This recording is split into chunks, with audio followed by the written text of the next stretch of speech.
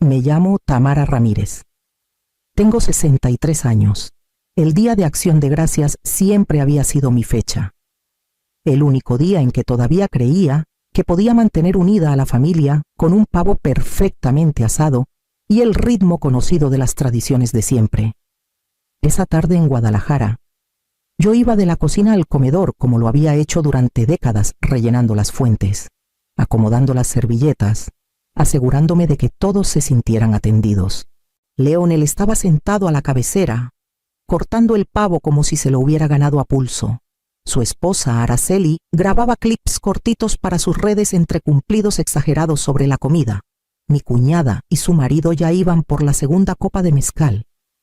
Era ruidoso, desordenado, conocido. Me repetía que así se sentía una familia de verdad. Entonces Leonel se recargó en la silla. Golpeó su tenedor contra el vaso y dijo fuerte para que todos lo oyeran: «Miren a mi mamá otra vez dando vueltas. Ya no más estorba». Por un segundo pensé que había escuchado mal, pero la risa llegó rapidísimo, primero Araceli, luego mi cuñada, después los demás.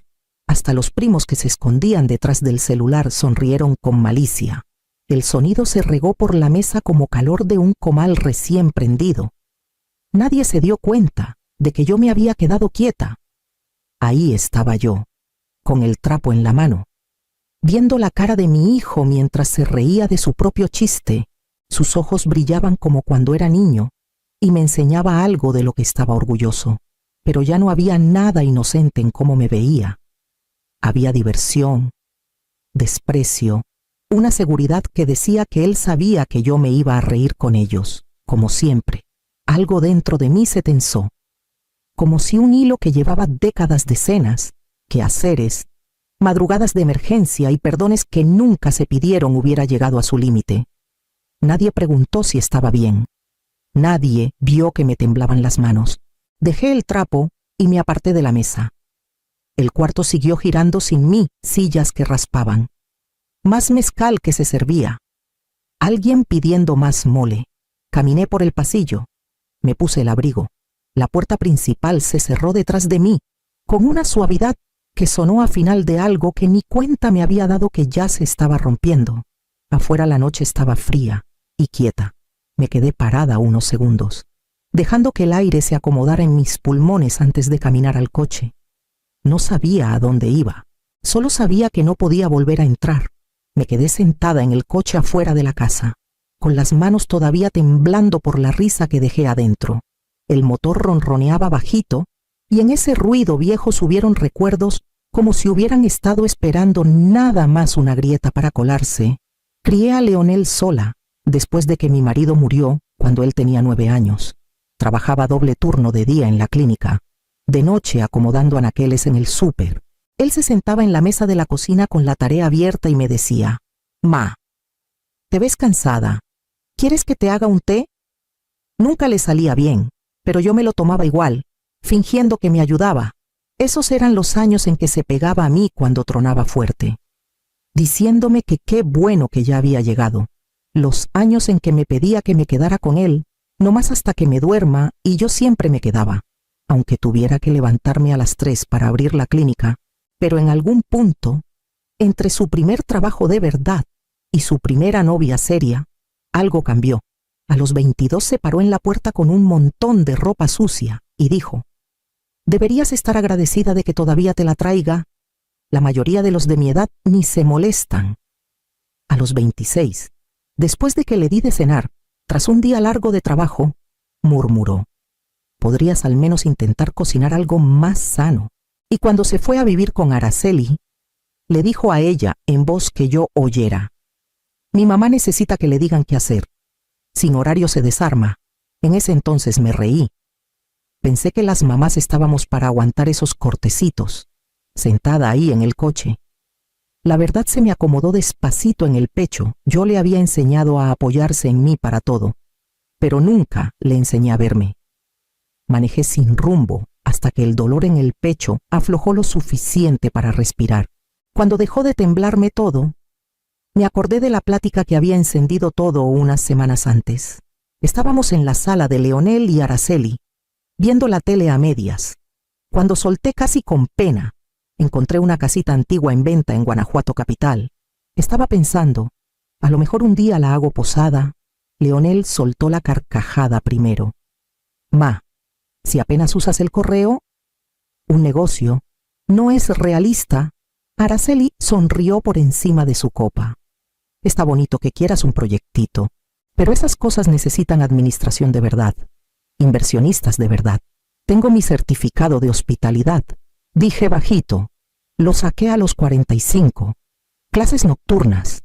Leonel hizo un gesto con la mano. Eso fue hace 1000 años. No necesitas trabajar, necesitas estabilidad. Araceli se inclinó. Con esa voz que usa cuando quiere sonar útil. Precisamente íbamos a sacar el tema. Tu casa ya te queda grande. Si la vendes, el dinero le sirve a toda la familia. Te ponemos en algo más cerca, más manejable, más chico, agregó Leonel, donde podamos echarte un ojo. La forma en que dijo echarte un ojo me prendió algo caliente detrás de las costillas. Junté las manos para que no temblaran. No estoy lista para vender, dije. Leonel suspiró, decepcionado. Ma, tienes que empezar a pensar con los pies en la tierra. No puedes seguir persiguiendo fantasías. Araceli asintió. Ya es hora de ser realistas. Sus voces se mezclaron, pacientes y condescendientes. Yo sentada ahí, escuchando, sintiendo que esa chispa caliente se endurecía en algo más filoso. Manejé por Guadalajara con los limpiadores golpeando más fuerte que mi corazón, metiéndome por calles sin saber a dónde iba. La voz de Leonel se repetía. La risa rodando atrás como eco que no se quería morir. Llegué al estacionamiento de un motel barato en la salida a Querétaro, de esos con luces que zumban y recepción que cierra a las 10. El señor de la recepción levantó la vista cuando entré. Sus ojos cansados se suavizaron como si supiera que yo no quería preguntas. Pagué una noche y me llevé la llave a un cuarto que olía a tapete viejo y aire frío. Me senté en la cama y abrí la laptop, los dedos dudando al principio. Tecleé lugares apartados para vivir y pasé de largo las sugerencias de siempre pueblitos, residenciales para jubilados, hasta que apareció un anuncio de Oaxaca, una cabaña afuera de Huatulco, 50 hectáreas, troncos curtidos, cielo que no acaba. Algo aleteó en mi pecho. Abrí otra pestaña y revisé el saldo de la herencia que mi tía me había dejado hacía casi 10 años. Nunca la toqué. Mi familia ni sabía que existía. La cantidad era suficiente para darme opciones que nunca me había permitido soñar. La mano me quedó suspendida sobre el trackpad mientras la lluvia golpeaba la ventana. La cabaña esperaba en la pantalla, callada y posible. Aterricé en Huatulco al amanecer, esa hora temprana en que todo parece suspendido entre lo que fui y lo que podría ser. El celular vibraba con llamadas perdidas. Leonel, Araceli, mi cuñada, pero lo apagué sin escuchar. En la terminal pequeña, un señor con chamarra gastada y gorra de aviador levantó la mano cuando me vio dudar junto al mostrador. ¿Usted es Tamara?, preguntó. Su voz era firme, sin drama. Soy Rafael. Yo la llevo el resto del camino, sin juicios, sin preocupación disfrazada de control. Solo un hombre haciendo su trabajo, hablándome como se le habla a un adulto. El avioncito retemblaba tanto que me castañeteaban los dientes, pero Rafael hablaba encima del motor como si estuviéramos tomando café. Primera vez por acá. Sí, asintió. Se necesita valor. La mayoría nomás habla de empezar de cero. No contesté. Los dedos los tenía clavados en el cinturón, pero debajo del miedo se acomodaba algo callado, una firmeza desconocida. Cuando tocamos tierra en la pista angosta cerca de la propiedad, Rafael me ayudó a bajar y señaló la cabaña. Está rústica, dijo, pero está en pie. Eso ya es algo. La cabaña se veía más vieja que en las fotos. El porche un poco hundido, la puerta chueca. Adentro olía a polvo y abandono. Me paré en medio del cuarto principal, oyendo el latido en mis oídos en lugar de risas o críticas. Va a ser trabajo, dijo Rafael desde la puerta, pero es suya. Mía, una palabra que no había usado en años. Puse la mano en la pared. Sintiendo la superficie fría, algo dentro de mí se aflojó. No se rompió, se desplegó, como si hubiera entrado al primer cuarto de una vida que nunca me habían dejado imaginar. María Ortiz apareció 2 días después de que me mudé a la cabaña bajita, fuerte, envuelta en una chamarra gruesa llena de aserrín. Entró, dio una vuelta larga y dijo: «No es lo peor que he visto, pero le falta poco». Me crucé de brazos. «¿Lo puedes arreglar?». Me miró sin mala leche. «Yo arreglo lo que sea. La pregunta es si tú aguantas el proceso. Pruébame». Eso le sacó la más chiquita de las sonrisas. «Está bien, Tamara. Empecemos por lo que quieres que sea este lugar». La pregunta se me clavó en el pecho. Todavía no tenía la imagen clara, solo un sentimiento, una forma, un hogar. Dije: «Pero tal vez más, un lugar donde la gente pueda venir a respirar». María asintió como si lo estuviera esperando. «Entonces necesitamos un plan. Y presupuesto. Dime con cuánto cuentas». Le dije la verdad, la herencia de mi tía, 400,000 pesos guardados, intactos porque la vida nunca me había dejado espacio para sueños. Las cejas de María se alzaron. «Suficiente para hacer algo de verdad, pero vas a meter las manos. Yo no trabajo con clientes que nomás miran.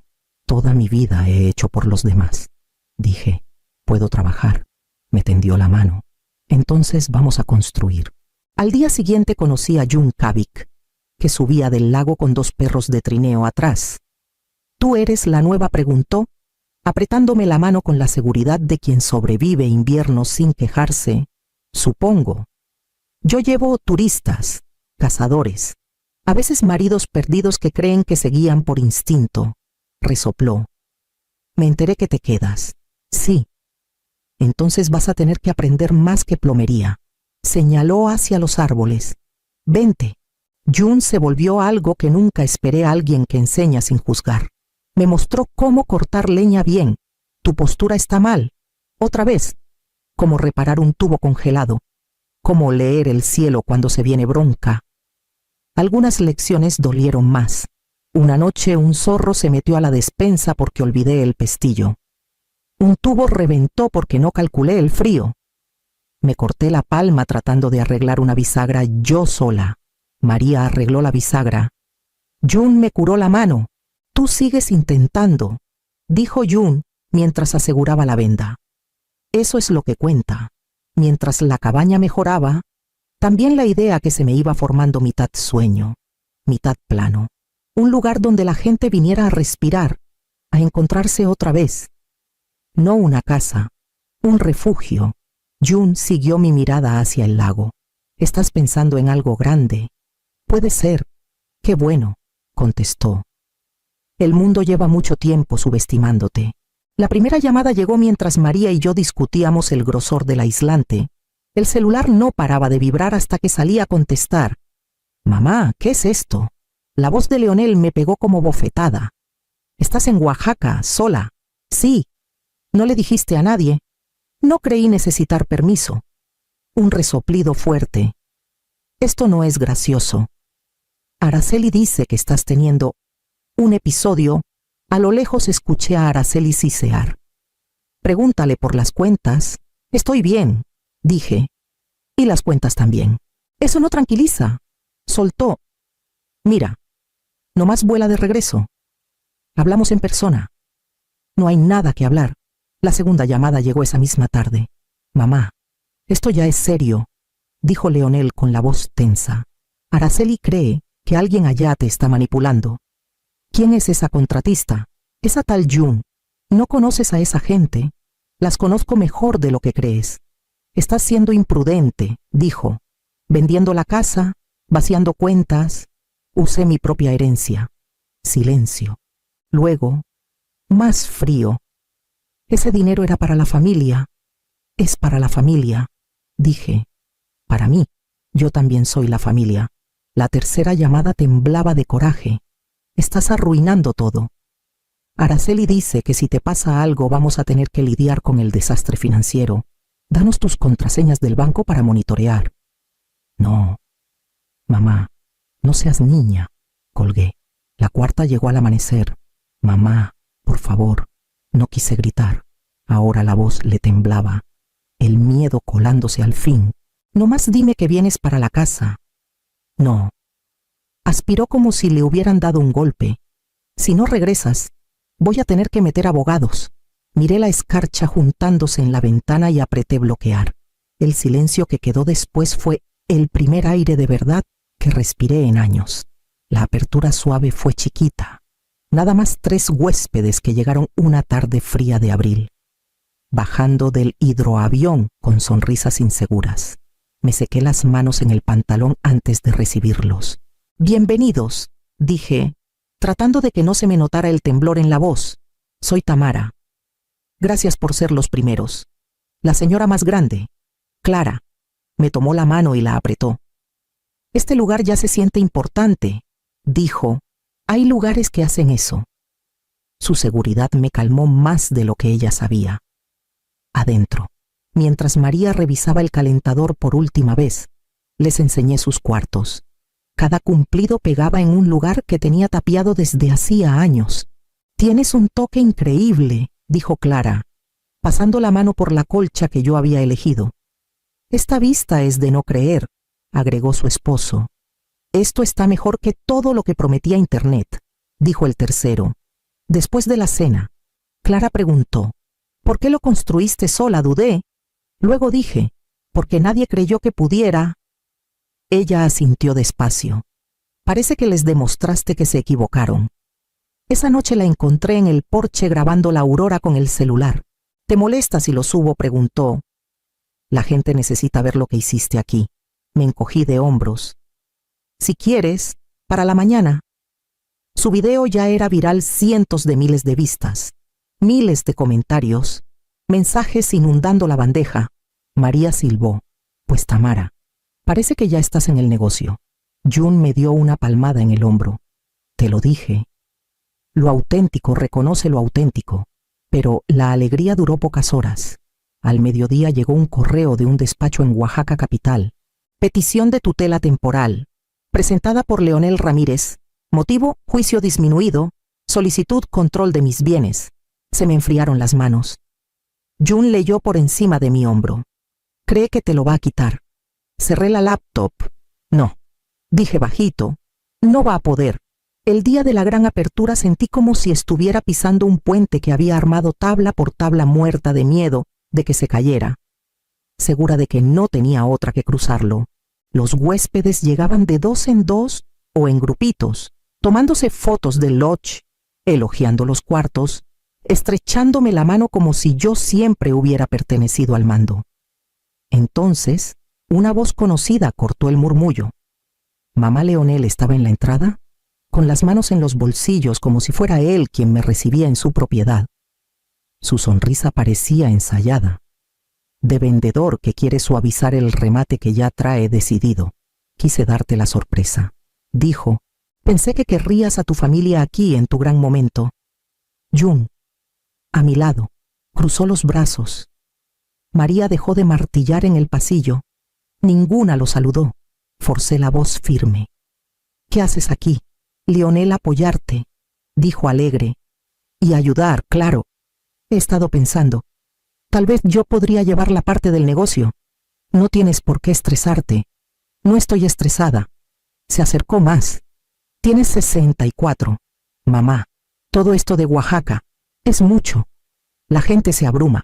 No hay vergüenza en dejar que alguien con experiencia se haga cargo. Retrocedí. Tu petición de tutela decía algo parecido. Sus ojos se abrieron. La retiré. La presentaste. Resopló, dejando caer la fachada cálida. Mira, no entiendes lo que estás haciendo aquí. Necesitas guía. Si me dejas tomar el control ahora, podemos... No, dije. Parpadeó. No, yo construí esto. Yo lo dirijo. Tú eres huésped. Se le tensó la mandíbula. Esa noche, la cena de celebración llenó el salón grande de charlas y copas que chocaban. Yo iba de mesa en mesa, contestando preguntas, riendo, sintiendo que algo se aflojaba dentro de mis costillas. Cuando volteé hacia la cabecera de la mesa larga, me quedé helada. Leonel se estaba sentando, en el lugar, el reservado para el invitado de honor esa noche, el esposo de Clara, que había donado una sesión de fotos para juntar fondo para la escuelita del pueblo. Leonel levantó la vista como si yo lo estuviera molestando. No había otro lugar. Hay 12 sillas más. Dije tranquila. Se encogió de hombros. Soy tu hijo. Caminé hacia él, despacio y firme. Ese lugar no es para ti. Sus cejas se alzaron incrédulas. Entonces, ¿para quién? Para mis huéspedes, dije. Para la gente que creyó en mí. No para quien intentó quitármelo todo. Un murmullo recorrió las mesas. Por primera vez en su vida, Leonel se paró, porque yo se lo dije. Jalé una silla a la mitad de la mesa. Siéntate aquí si te quieres quedar. Se sentó, no porque quisiera, sino porque al fin entendió que ya no era alguien a quien podía mover a su antojo. El cambio fue tan callado que casi no se vio, pero lo cambió todo. Leonel se fue antes del amanecer. Escuché la puerta principal abrirse y cerrarse demasiado fuerte. Ni adiós, ni perdón. Solo el ruido de un hombre que se aleja de un lugar que no puede controlar. Por un momento me quedé en el pasillo escuchando, esperando que cayera el peso conocido de la culpa sobre mis hombros. No cayó. En su lugar había silencio. Silencio de verdad, el que llena una casa construida con tus propias decisiones. June me encontró en la cocina. ¿Ya se fue? Sí, qué bueno, dijo nada más. Me senté a la mesa y saqué una hoja de papel carta grueso, color crema, que siempre me había dado miedo usar. Mi letra era lenta pero firme. Leonel, no estoy enojada. No te estoy peleando. Estoy eligiendo la paz. Esta vida es mía para vivirla, igual que la tuya es tuya. Si algún día quieres venir, ven como hijo, no como administrador. Doblé la carta y la dejé a un lado, sin prisa por enviarla. A media mañana, los huéspedes se juntaron a tomar café junto al lago. La risa flotaba sobre el agua limpia, sin carga, sin los años que pasé cargando los sentimientos de los demás. Clara se acercó y me apretó la mano. Construiste algo raro, dijo. No solo un lugar, una vida. Esa noche, las luces del norte se desplegaron en el cielo como si alzaran telón. Verdes, azules, rayas blancas, colores que no sabía que necesitaba. Parada bajo ese cielo tembloroso, al fin se me asentó en el pecho como una verdad sólida. Nunca había sido estorbo. Yo había sido la que cargaba a todos los demás. Ahora solo me cargaba a mí misma, y me sentía tan ligera que podía elevarme